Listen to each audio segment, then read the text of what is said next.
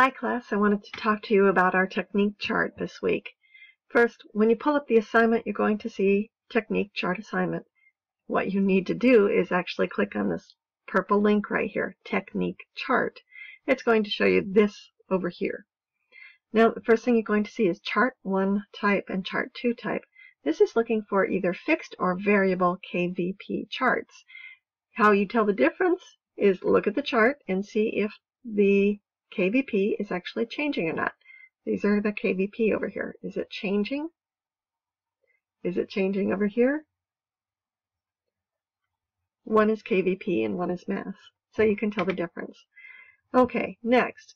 It says number 1 here. You're going to go to number 1. Everything in red is what you're looking for.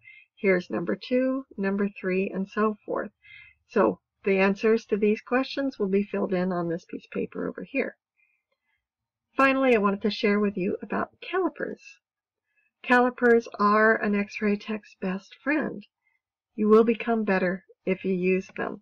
It actually tells you how many centimeters thick the body is. So you can set your KVP very accurately.